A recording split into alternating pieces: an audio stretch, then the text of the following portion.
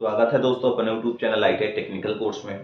दोस्तों हम लोग थ्री फेस इंडक्शन मोटर की क्लास कर रहे थे, जिसमें से 4 क्लासेस कंप्लीट कर लिए हैं। 4 क्लासेस में हम लोग पढ़े हैं, इंडक्शन मोटर का परिचय कर लिए थे, इंडक्शन मोटर क्यों बनाया गया है, और जो हमारी डीसी मोटर थी और एसी मोटर में डिफरेंस क्या था। हमारे पास यदि डीसी मोटर थी तो हम लोग एसी मोटर क्यों बनाए, यदि एसी मोटर पहले बनी तो हम लोग फिर डीसी क्यों बनाए ने, यानी इनमें दोनों के डिफरेंस देखे थे कि डिफरेंस क्या क्या अलग है। हम लोग एसी में क्या ऐसे अलग करके रखे हैं, डीसी में क्या अलग करके रखे, सारी क्लासेस हो चुकी है। इंडक्शन मोटर के हम लोग रोटर के बारे में पढ़े थे, स्टेटर के बारे में पढ़े थे। यानी इंडक्शन मोटर हम लोग 2 टाइप के पढ़े थे, एक पढ़े थे केज टाइप का, एक पढ़े थे स्लिप रिंग इंडक्शन मोटर। तो जो केज टाइप के इंडक्शन मोटर है उसकी हम लोग पूरी क्लासेस कंप्लीट कर लिए हैं। केज टाइप में जैसे केज टाइप का स्टेटर कैसे होता है, उसका रोटर कैसे होता है, स्टेटर किस सिद्धांत पर मैग्नेटिक फ्लक्स जनरेट करता है, हमारा रोटर क्यों रोटेट करता है, यानी सारी ये चीजें कंप्लीट कर चुके हैं।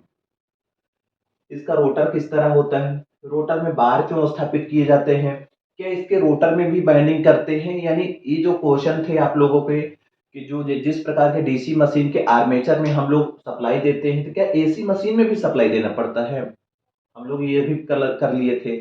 मतलब ये आपको जो जानना है, सारी क्लासेस करना है, तो आप लोग इसको कवर कर सकते हैं। अब आज हम लोग सीधे चलते हैं थ्री फेस इंडक्शन मोटर का जो स्लिप रिंग मोटर था, यानी इंडक्शन मोटर की क्लास कर लिए थे। अब जो सेकंड नंबर जो मोटर थी, तो हमें मोटर स्लिप रिंग मोटर मिली। यानी इंडक्शन जो मोटर है थ्री फेस, उसमें से पहला है केज मोटर मिली, और दूसरा है स्लिप रिंग प्रेरण मोटर, यानी स्लिप रिंग इंडक्शन मोटर। जब हमारे पास स्लिप रिंग वो केज प्रकार की मोटर थी, तो हमें स्लिप रिंग क्यों बनाना पड़ा, हम लोग स्लिप रिंग में ऐसा अलग क्यों करते हैं, यानी जो भी स्लिप रिंग का सिद्धांत क्या है, स्लिप रिंग जो मोटर होती है वर्किंग कैसे करती है, सारे डाउट आपके कंप्लीट हो जाएंगे। आप लोग पिछली यदि क्लासेस नहीं देखे, थ्योरी है, क्योंकि अब यदि वर्किंग प्रिंसिपल मेथड यूज यदि मशीन के बारे में नहीं जानते, कोई मतलब नहीं ऑब्जेक्टिव करने से। हम लोग ऑब्जेक्टिव करने से पहले, कोई भी ऑब्जेक्टिव करने से पहले उसको थ्योरी पढ़ना होता है। इनके आप नोट्स बना सकते हो, नोट्स बनाए रहोगे तो आपके लिए बहुत हेल्पफुल रहेगा। किस टाइम पे, जब एग्जाम आ जाता है पास में, भाई 15 दिन पहले एग्जाम है, 15 दिन बाद एग्जाम है, हम 15 दिन पहले उस नोट्स पे पढ़ाई करना चालू कर देंगे, तो हमारे जितने भी डाउट्स हैं वो क्लियर हो जाएंगे। तो इसीलिए मैं कंटिन्यूस सीक्वेंस से क्लास करवाता हूँ, ताकि आपकी जो डाउट्स हैं आप नोट्स भी बना सकते हो। जैसे कि हम लोग इंडक्शन मोटर की क्लास कर लिए हैं, तो इंडक्शन मोटर की जितनी भी क्लासेस हुई हैं, तो आपको नोट्स बनाना चाहिए। स्टेटर के बारे में, रोटर के बारे में, वर्किंग कैसे करता है स्टेटर हमारा, किस प्रकार का मोटर, एसी मोटर और डीसी मोटर में डिफरेंस क्या है, ये सारे क्लास आपको आनी चाहिए। अब चलते हैं स्लिप रिंग प्रेरण मोटर की ओर। यानी हमारा जो स्लिप रिंग इंडक्शन मोटर है, हमें क्यों बनाना पड़ा, इसको स्लिप रिंग क्यों बोलते हैं, या बाउंड रोटर क्यों बोलते हैं, बाउंड रोटर मोटर। आपको कहीं क्वेश्चन मिलेगा बाउंड रोटर मोटर या स्लिप रिंग इंडक्शन मोटर, दोनों एक ही मोटर है। अब ये जो मोटर होती है, तो इसका सबसे पहला इंपॉर्टेंट पॉइंट देखा जाए, तो सबसे पहला इंपॉर्टेंट पॉइंट ये है कि वेरिएबल स्पीड के साथ अधिक स्टार्टिंग टार्क होती है। एनी वेरिएबल स्पीड के साथ इसका जो टार्क होता है स्टार्टिंग का, बहुत ज्यादा होती है, अधिक स्टार्टिंग टार्क होता है। पहला क्वेश्चन यही आता है कि जो थ्री फेस इंडक्शन मोटर पे, एक होता है किस टाइप इंडक्शन मोटर, एक होता है स्लिप रिंग इंडक्शन मोटर। ऐसी कौन सी मोटर है जो दोनों में से सबसे ज्यादा स्टार्टिंग टार्क उत्पन्न करती है, तो आप बताओ कि स्लिप रिंग इंडक्शन मोटर सबसे ज्यादा स्टार्टिंग टार्क उत्पन्न करती है यदि थ्री फेस इंडक्शन मोटर में देखा जाए तो। अब आपको भी पता है कि जो मोटर होती है उसके दो भाग होते हैं, एक भाग को हम लोग स्टेटर बोलते हैं, और दूसरे भाग को हम लोग रोटर बोलते हैं। स्टेटर क्या होता है, स्टेटर एक स्थिर भाग होता है मशीन का, क्या स्थिर भाग। हमारे पास एक स्टेटर है, ये देखो, ये स्टेटर है, किसी प्रकार के रोटेट नहीं करता, ये एक स्थिर भार होता है। ठीक, इसकी जो संरचना होती है, आपने जो केज टाइप मोटर पढ़ा है उसी के समान होती है। किस मोटर के समान, जो आपने केज टाइप मोटर पढ़ा है उसके समान होती है इसकी संरचना। स्टेटर की संरचना स्लिप रिंग इंडक्शन मोटर की केज मोटर के समान होती, किसी भी प्रकार के डिफरेंस नहीं होता। जैसा कि हमने केज टाइप में पढ़ा था, जो स्टेटर होता है, स्टेटर पे खांचे बने होते हैं, और खांचे में ही बाइंडिंग स्थापित की जाती है। और इसी जो बाइंडिंग होती है, ये बाइंडिंग इलेक्ट्रिकली 120 अंश के अंतर पर स्थापित की जाती है। हमने ये केस टाइप में पढ़ा था कि जो स्टेटर होता है उसमें बाइंडिंग की जाती है 3 फेस की, और जो बाइंडिंग होती है तो तीनों बाइंडिंग का जो तीनों फेसों के बीच 120 अंश का अंतर रखा जाता है। फिर हमने ये भी पढ़ा था कि जब इन तीनों बाइंडिंग में या तीनों फेसों में हम लोग जब सप्लाई देते हैं R बाई बी करके, इसमें एक रोटेटिंग मैग्नेटिक फील्ड जनरेट होता है R by B.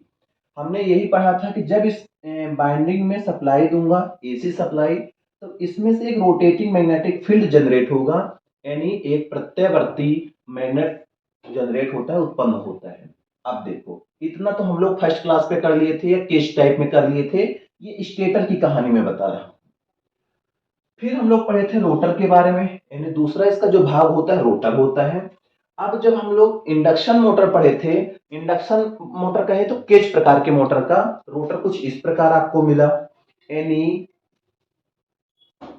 Induction motor का जो रोटर मिला तो आपको, आपने यही देखा, उसमें बार स्थापित किए जाते हैं, एल्युमिनियम के हो गए, कॉपर के हो गए, कुछ इस प्रकार। ये था हमारे केज टाइप मोटर का रोटर। अब देख जाए तो बाउंड टाइप जो रोटर होता है, तो इस मशीन का जो रोटर होता है उसमें हम लोग बाइंडिंग करते हैं, 3 फेस की बाइंडिंग आगे मैं आपको करके दिखा दूंगा। तो अभी अपन को यही समझना है कि जो हमारा स्टेटर था, किस प्रकार के जो मोटर था उसके मोटर के समान था। स्टेटर 3 फेस बाइंडिंग स्थापित की गई। 3 फेस बाइंडिंग का जो इलेक्ट्रिकल डिग्री थी 120 डिग्री थी। जब इसमें से हम लोग 3 फेस सप्लाई देते हैं तो यहाँ पे एक रोटेटिंग मैग्नेटिक फील्ड जनरेट होता है। जब इसमें से रोटेटिंग मैग्नेटिक फील्ड जनरेट होता है तो हम लोग यहाँ पे बाइंडिंग युक्त, यानी ऐसा रोटर जिसमें से हम लोग उसमें भी बाइंडिंग करके रखते हैं, यहाँ पे रखेंगे तो उस बाइंडिंग में ईएमएफ प्रोड्यूस होगी। ईएमएफ प्रोड्यूस होगी, उसमें से भी धारा बहेगी, और धारा को हम लोग कम ज्यादा करके टार्क को कम ज्यादा कर सकते हैं। ये इसका फंक्शन है, आगे मैं आपको समझा देता हूं। जो रोटर होता है, रोटर पर 3 फेस स्टार कनेक्टेड बाइंडिंग होती है। बहुत इंपॉर्टेंट क्वेश्चन है। क्या होता है कि ये बोला जाता है जो स्लिप-रिंग इंडक्शन मोटर होती है, जब उसके हम रोटर पे बाइंडिंग करते हैं, तो जो बाइंडिंग होती है तो किस कनेक्शन पे होती है, स्टार या डेल्टा? तो आप अक्सर यही बताओगे कि 3 फेस स्टार कनेक्टेड बाइंडिंग होती है। जो रोटर होता है किसका, bound rotor, slip ring motor का जो रोटर होता है उसमें 3 फेस स्टार कनेक्टेड बाइंडिंग होती है। जबकि केज प्रकार का जो मोटर होता है उसमें किसी भी प्रकार के बाइंडिंग नहीं होती, जैसा कि मैंने ये दिखाया था। ये देखो, इसमें किसी प्रकार की बाइंडिंग नहीं है। ये इसको बोला जाता है केज टाइप इंडक्शन मोटर, या स्पेरल बोलते हैं, स्पेरल केज टाइप इंडक्शन मोटर इसको बोलते हैं। मगर जो स्लिप रिंग इंडक्शन मोटर होता है, तो स्लिप रिंग मोटर के रोटर पे भी बाइंडिंग करनी पड़ती है, और जो बाइंडिंग होती है उसका जो कनेक्शन होता है वो स्टार कनेक्शन पे होता है। आगे देखो, स्टेटर के बराबर रोटर पर पोल बनाने पड़ते हैं, यानी जो हम लोग इसके रोटर पे बाइंडिंग करते हैं तो रोटर की जो बाइंडिंग के जो पोल होते हैं इस स्टेटर के पोल के इक्वल होते हैं, बराबर रखे जाते हैं। दोनों बराबर पोल रखा जाता है। मतलब जो हम रोटर पे बाइंडिंग करते हैं उसके पोल और स्टेटर बाइंडिंग के जो पोल होते हैं समान रखे जाते हैं, सेम रखे जाते हैं। ये है रोटर की कहानी। अब यदि इसकी वर्किंग प्रिंसिपल देखी जाए, यानी कार्य प्रणाली, एक्चुअली पे कार्य कैसे करता है, क्या होती है प्रक्रिया, पूरा समझना पड़ेगा। बहुत काम की चीज है आप लोगों के लिए, यदि आप इसको समझ गए कहीं दिक्कत नहीं जाएगी। ठीक भाई, हमने स्क्वायरल केज इंडक्शन मोटर पढ़ा। स्क्वायरल केज इंडक्शन मोटर पे स्टेटर देखा। स्टेटर जो होता है स्थिर भाग होता है, उसमें 3 फेज सप्लाई देते हैं। सप्लाई देने के बाद रोटेटिंग मैग्नेटिक फील्ड जनरेट होता है, उसमें एक शॉर्ट सर्किट किया हुआ हम रोटर रखते हैं, तो उस रोटर में भी धारा प्रवाहित होती है, जिसके कारण वो भी ट्विस्ट करने लगता है, घूमने लगता है। ये वर्किंग थी। अब इसमें क्या होता है, इसकी वर्किंग देखते हैं। जब स्लिप रिंग मोटर की, स्लिप रिंग मोटर की बोल रहे हैं, यानी बाउंड रोटर की स्टेटर बाइंडिंग को 3 फेज सप्लाई से संयोजित यानी जोड़ा जाता है, तो उसके स्टेटर पे स्क्वायरल केज मोटर की तरह घूमने वाला चुंबकीय क्षेत्र उत्पन्न होता है। यानी जब स्लिप रिंग मोटर की स्टेटर में थ्री फेस बाइंडिंग के साथ हम लोग सप्लाई देते हैं, एसी सप्लाई, यानी एसी सप्लाई से जोड़ा जाता है या संयोजित किया जाता है, तो उसके स्टेटर पे स्क्विरल केज मोटर के समान, यानी जिस प्रकार स्क्विरल केज मोटर में जिस तरह रोटेटिंग मैग्नेटिक फील्ड जनरेट हुआ था, उसमें भी मोटर की तरह घूमने वाला चुंबकीय क्षेत्र इस स्लिप रिंग मोटर में भी उत्पन्न हुआ।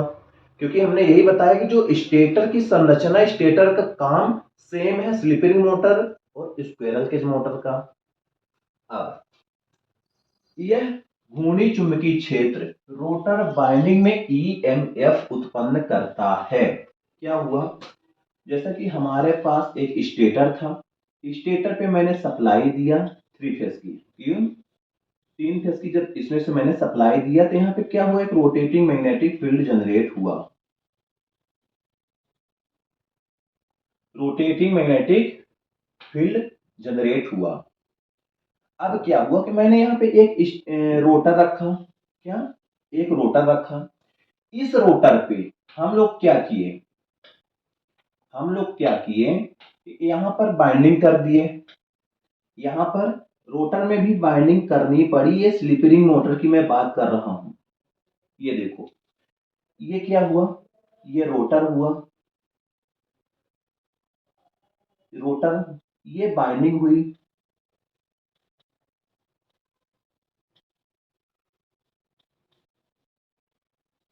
ये क्या हुआ, हमने देखा स्लिप रिंग में स्टेटर में भी बाइंडिंग होती है, उसके रोटर में भी बाइंडिंग होती है। रोटर जो बाइंडिंग होता है, इसका जो कनेक्शन होता है स्टार में करते हैं, किसमें करते हैं, स्टार कनेक्शन में। ठीक, जब थ्री फेज सप्लाई हमने स्टेटर पे दिया तो यहाँ पे रोटेटिंग मैग्नेटिक फील्ड जनरेट हुआ, ये हमारा रोटेटिंग मैग्नेटिक फील्ड है, ये रोटेटिंग मैग्नेटिक फील्ड है। जब ये रोटेटिंग मैग्नेटिक फील्ड यहाँ पे जनरेट हो गया, इस रोटेटिंग मैग्नेटिक फील्ड का प्रभाव इस हमारे रोटर बाइंडिंग में पड़ा। जब यहाँ पे रोटर बाइंडिंग में पड़ा तो रोटर बाइंडिंग में ईएमएफ जनरेट हो गया, वही बोल रहा है कि रोटर बाइंडिंग में ईएमएफ उत्पन्न हुआ और rotor binding slip ring Bruce तथा बाहरी प्रतिरोधक से बने परिपथ में रोटर में धारा प्रवाहित होने लगती है। अभी जो रोटर बाइंडिंग की जाती है, तो इस रोटर बाइंडिंग का कनेक्शन हम लोग एक रेजिस्टेंस लगा देते हैं, तीनों फेस में अलग अलग रेजिस्टेंस लगा देते हैं, यानी तीनों फेस की बाइंडिंग के साथ सीरीज में रेजिस्टेंस को कनेक्ट कर देते हैं। कनेक्ट करने से क्या होता है कि जो रोटर की धारा होती है उस धारा को कम कर देते हैं। भाई रेजिस्टेंस से धारा गुजरेगी, जिसके कारण आपको पता है कि रेजिस्टेंस का काम यही होता है, धारा को कम करना। तो जब मैंने यहाँ रेजिस्टेंस के माध्यम से धारा को गुजारा तो पता चले कि हमारे रोटर पर धारा कम बह रही है। आप देखो, बाहरी प्रतिरोध के कारण जब जब मैंने बाहर रेजिस्टेंस को जोड़ा तो रोटर धारा का मान निम्न रहता है। हमने यही बताया कि जो रोटर के रेजिस्टेंस है, रोटर पे जब मैंने रेजिस्टेंस को लगा दिया जिसके कारण हमारे रोटर का करंट कम हो गया, परंतु स्टार्टिंग टॉर्क का मान उच्च रहता है। रोटर धारा को हमने कम करके स्टार्टिंग टॉर्क को बढ़ा दिए। जैसे जैसे क्या है, क्या है, जैसे जैसे मोटर गति करती जाती है वैसे वैसे बाहरी प्रतिरोध का मान कम करते जाते हैं। यानी जैसे जैसे रोटर का स्पीड हमारी पकड़ती जाती है तो हम लोग प्रतिरोध का मान को कम करते जाते हैं, प्रतिरोध घटाते जाते हैं। और जब मोटर पूर्ण गति प्राप्त कर लेती है, जब मोटर फुल स्पीड चलने लगती है, तब बाहरी प्रतिरोध को हम लोग सर्किट से, परिपथ से हटा देते हैं और मोटर रनिंग के टाइम पे मोटर रनिंग टार्गो को बनाए रखती है। यानी जब मोटर फुल स्पीड कर लेती है तो यहाँ पे जो हम रोटर के साथ, उसके कनेक्शन के साथ हमने रेजिस्टेंस को जोड़ा था, उस रेजिस्टेंस को बिल्कुल जीरो कर देते हैं, हटा देते हैं और मोटर हमारी कंटिन्यू टार्गो को बनाए रखती है। अब यदि कोई पूछे कि सर आप ये बताइए कि यहाँ पे रेजिस्टेंस क्यों लगा है, तो मैं उनको ये बता रहा हूं कि जो रोटर में मैंने बाइंडिंग किया, बाइंडिंग की धारा को कम करने के लिए ही रेजिस्टेंस को, उसके बाइंडिंग के सीरीज पे रेजिस्टेंस को लगाया ताकि धारा कम बहे, जिसके कारण हमारा टार्क ज्यादा हो। भाई हमें टार्क तो चाहिए ना, टार्क, स्टार्टिंग टार्क ज्यादा लेने के लिए ही हम लोग ये काम किए। यानी स्टार्टिंग टार्क को ज्यादा करने के लिए उसके स्लिप रिंग जो रोटर था उसमें रोटर में बाइंडिंग किए, बाइंडिंग के सीरीज पे हम लोग रेजिस्टेंस को जोड़े, रेजिस्टेंस के माध्यम से जो बाइंडिंग में धारा प्रवाहित हो रही थी उस धारा को हमने कम किया, जिसके कारण हमारा टार्क ऊपर आया, यानी टार्क का मान बढ़ा। और जैसे जैसे हमारी मोटर गति करती गई, फुल स्पीड आती गई, वैसे वैसे हम रेजिस्टेंस को डाउन करते गए और लास्ट में मैंने देखा कि हमारी मोटर फुल स्पीड हो गई, तो मैंने मोटर को रेजिस्टेंस बिल्कुल जीरो कर दिया। एक बार और सुनो, वर्किंग प्रेस वाले समझ गए, सारी कहानी समझ जाओगे। अब क्या हुआ, जब स्लिप रिंग मोटर की स्टेटर वाइंडिंग को थ्री फेज सप्लाई से संयोजित किया, यानी मैंने यही बताया कि जब थ्री फेज इंडक्शन मोटर की, किसको, इंडक्शन मोटर की,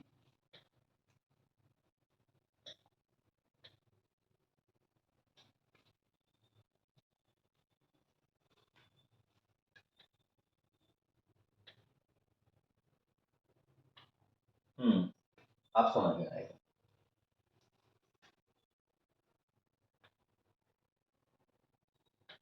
बहुत बढ़िया। आप सुनो, जब स्लिप रिंग मोटर की स्टेटर वाइंडिंग को थ्री फेज सप्लाई से संयोजित किया, यानी जो हमारा स्टेटर था, स्टेटर को मैंने तीन फेज सप्लाई दिया, तीन फेज सप्लाई दिया, एसी सप्लाई दिया।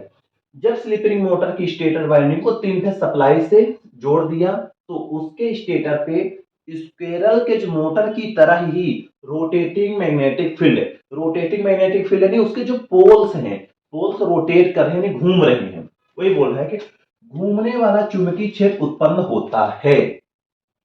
यह घूर्णी चुंबकीय क्षेत्र रोटर वाइंडिंग में ईएमएफ उत्पन्न करता है। जब ये रोटेटिंग मैग्नेटिक फील्ड जनरेट हो जाता है, इसका प्रभाव, ये जहां पे हम लोग रोटर की बाइंडिंग किए रहते हैं, इसका प्रभाव यहाँ पे पड़ने लगता है और हमारे रोटर पे ईएमएफ उत्पन्न हो जाती है। ईएमएफ उत्पन्न होने से धारा प्रवाहित होती है, क्योंकि बाइंडिंग है, बाइंडिंग को मैंने कंप्लीट करके रखा है। और rotor winding, slip ring, Bruce तथा बाहरी प्रतिरोध से बने परिपथ में रोटर धारा प्रवाहित होती रहती है। बाहरी प्रतिरोध के कारण रोटर धारा का मान निम्न रहता है। क्या होता है कि हमने रेजिस्टेंस को लगाया, जिसके कारण रोटर की जो धारा होती, जो करंट थी, करंट का मान मैंने कम करके रखा। करंट का मान निम्न रहता है परंतु स्टार्टिंग टार्क का मान उच्च रहता है। मतलब हमारी जो टार्क है स्टार्टिंग में, टार्क का मान उच्च रहता है। जैसे जैसे मोटर गति करती जाती है वैसे वैसे बाहरी प्रतिरोध को का मान कम करते जाते हैं। जब मोटर पूर्ण गति प्राप्त कर लेती है तब बाहरी प्रतिरोध पूर्णतः परिपथ से हटा देते हैं और मोटर रनिंग टार्क को बनाए रखती है। अब आपसे पूछा जाए कि जो थ्री फेज इंडक्शन मोटर है, ऐसी कौन सी मोटर जिसमें हम लोग कार्बन ब्रश का यूज करते हैं, उसके रोटर पे बाइंडिंग करते हैं या स्लिप रिंग का यूज करते हैं, तो आप बता सकते हो कि sir slip ring induction motor की बात कर रहे हैं आप या बाउंड रोटर। स्लिप रिंग किस मटेरियल की बनाई जाती है, तो आप बताओ, कापर की बनाई जाती है, कार्बन ब्रश कार्बन की बनाए जाते हैं। जो बाइंडिंग होती है कापर की बाइंडिंग की जाती है। इस मोटर को हम लोग स्लिप रिंग इंडक्शन मोटर बोलते हैं। स्लिप रिंग इंडक्शन मोटर को क्यों बनाया, क्योंकि स्टार्टिंग टार्क को हमें ज्यादा चाहिए था, ठीक, यानी स्टार्टिंग टार्क ज्यादा लेने के लिए स्लिप रिंग मोटर का हमने मॉडल तैयार किया, बनाया। स्लिप रिंग इंडक्शन मोटर की जो रोटर होती है उसके बाइंडिंग में कनेक्शन कौन से होते हैं, स्टार कनेक्शन होते हैं। सबको मालूम है कि थ्री फेज स्टार कनेक्शन के साथ बाइंडिंग की जाती है। अब पूछा जाए कि जो बाइंडिंग होती है उसके सीरीज या पैरेलल पे रेजिस्टेंस लगे होते हैं, तो आप बताओगे कि उसके श्रेणी क्रम में रेजिस्टेंस लगे होते हैं। कहां पे, सीरीज में उसके रेजिस्टेंस लगे होते हैं। बाहरी प्रतिरोध के कारण रोटर धारा का मान निम्न रहता है। नहीं, क्या होता है कि हम लोग उसके सीरीज में रेजिस्टेंस को लगाते हैं, जिसके कारण स्टार्टिंग करंट को कम करती है, टार्क को बढ़ाती है। इसलिए इस मोटर को इस तरह से हमने बनाया। अब आपको पूरा समझ में आ गया होगा। एक पॉइंट और यहाँ पे है, स्टार्टिंग के समय एक्सटर्नल प्रतिरोध ज्यादा होता है। शुरुआत में बाहर का जो रेजिस्टेंस होता है ज्यादा होता है, सही बात है, जिससे स्टार्टिंग टार्क बढ़ जाता है। अब देखो, जिससे स्टार्टिंग टार्क का मान बढ़ जाता है। अब यहाँ पे देखो मैंने एक कनेक्शन लिया है, ये है हमारे रोटर वाइंडिंग का। यहाँ पे रोटर की बाइंडिंग दर्शाई गई है। क्या है ये, समझ जाओ, ये रोटर की बाइंडिंग है, ये भी रोटर की बाइंडिंग। मैंने बताया था 3 फेज की 3 बाइंडिंग होगी। अब यहाँ पे जो बाइंडिंग किया तो बाइंडिंग को एक साइड से मैंने शॉर्ट कर दिया। एक साइड से शॉर्ट करने के बाद दूसरे साइड में मैंने रेजिस्टेंस लगाया। अभी मैंने आपको बताया था रेजिस्टेंस ऐसे लगाए जाते हैं सीरीज में, हर एक बाइंडिंग के 2 लगा दो, 4 लगा दो, आपको जितना कंट्रोल करना है इस तरह से। यानी एक साइड मैंने बाइंडिंग को शॉर्ट कर दिया। ये हमारी बाइंडिंग है। क्या है, ये हमारी बाइंडिंग है। बाइंडिंग के सीरीज में ही रेजिस्टेंस को लगाया जाता है। अब जब रेजिस्टेंस के माध्यम से जब धारा आती है तो यहाँ पर धारा को कम किया जाता है। ये जो रेजिस्टेंस होते हैं वेरिएबल होते हैं, इनकी वैल्यू को हम कम ज्यादा कर सकते हैं। यानी रेजिस्टेंस की वैल्यू को हम कम कर करके मोटर की गति को बढ़ाते जाते हैं। जैसे ही मोटर फुल गति कर लेती है तो रेजिस्टेंस को हटा देते हैं और हमारी मोटर बिल्कुल बिना रेजिस्टेंस के सप्लाई के साथ चलती है, यानी फुल लोड पर फुल टॉर्क के साथ चलती है। तो ये होता है रोटर के कनेक्शन, यानी रोटर वाइंडिंग की जाती है। रोटर वाइंडिंग के सीरीज में रेजिस्टेंस लगाए जाते हैं, R1, R2, R3, R4 मैंने 4 रेजिस्टेंस लगाया।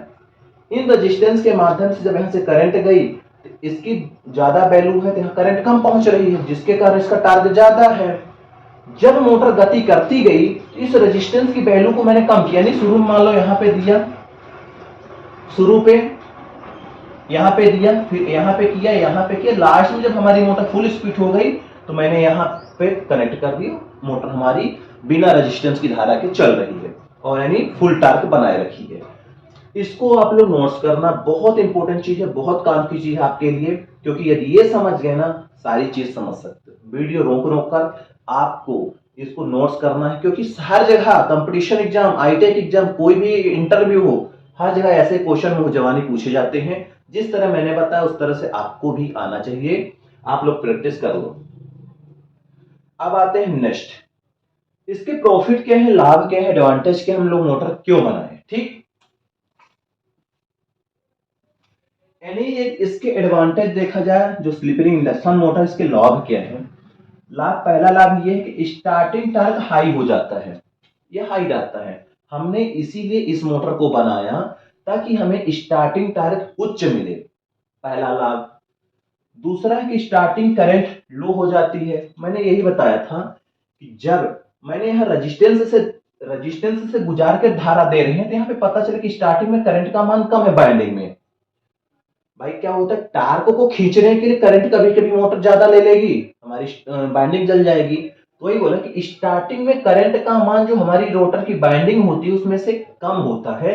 क्यों, क्योंकि हमने यहाँ रेजिस्टेंस का यूज किया है। दूसरा प्रॉफिट ये भी है, पहला लाभ आपको लिखना है, दूसरा लाभ आपको लिखना है कि स्टार्टिंग करंट लो हो जाती है। तीसरा है कि स्टार्टिंग पावर फैक्टर सुधर जाता है, जो पावर फैक्टर का मान है, पावर फैक्टर स्टार्टिंग में सुधर जाता है, इंप्रूव हो जाता है। अगला जो प्रॉफिट है, हाई लोड पर स्टार्ट कर सकते हैं, लोड के साथ हम लोग इसका यूज कर सकते हैं। लोड लगाकर, किसी भी चीज में हम लोग लोड लगाकर यूज करते हैं। इसका जब यूज बताएंगे तो आपको समझ में आ जाएगा कि लोड लगा के यूज करने का मतलब क्या होता है। अगला है स्पीड रेगुलेशन सुधर जाता है, जो स्पीड रेगुलेशन है इसकी वो भी इंप्रूव हो जाती है, वो भी सुधर जाती है। ये इसके प्रॉफिट है, यानी लाभ, एडवांटेज आपको मिले स्लिप रिंग इंडक्शन मोटर के। पहला लाभ ये है कि स्टार्टिंग टॉर्क हाई हो जाता है। दूसरा है कि स्टार्टिंग करंट लो रहती है। तीसरा है कि स्टार्टिंग पावर फैक्टर सुधर जाता है। चौथा है कि हाई लोड पर स्टार्ट कर सकते हैं, टार्क लगाकर, लोड को लगाकर चालू कर सकते हैं। पांचवा स्पीड रेगुलेशन सुधर जाता है। आपने देखा होगा जो इंडक्शन मोटर थी किस टाइप की, उस मोटर में हम लोग लोड लगाकर नहीं चालू कर पाते, मगर इन मोटर में हम लोग लोड को फंसा कर दबा देंगे बटन, धन्न से चालू कर देती है। ये भी इसके फायदे हैं।